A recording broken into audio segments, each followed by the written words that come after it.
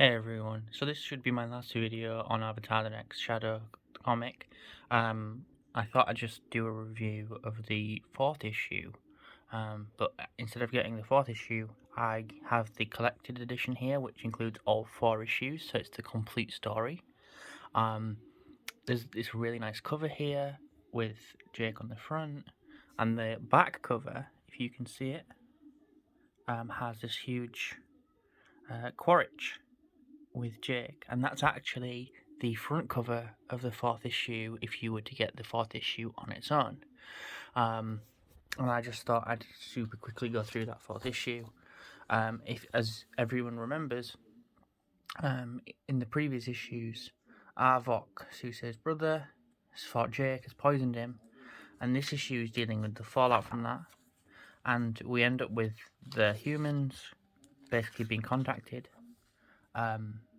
by the Na'vi, and overall in this issue, it covers Jake surviving the poison, and the humans are asked to go get this special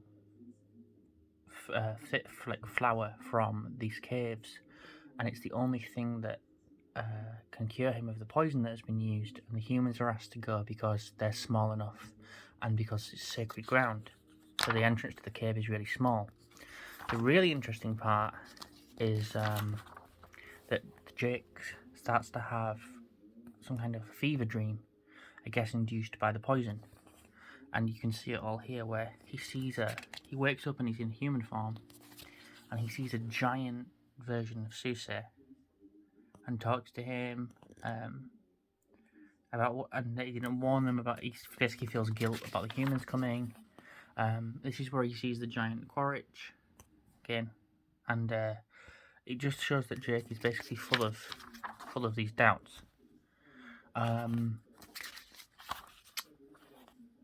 Overall, I think it's really cool. I really like this.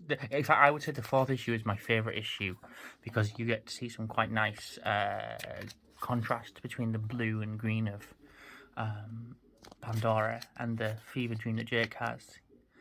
He's given the cure, and I also think the final image is really nice. Basically, that Neytiri comes back, and they're all celebrating that Jake is returned. They send Arvok and his parents away, and Arvok abandons his parents because they betrayed him.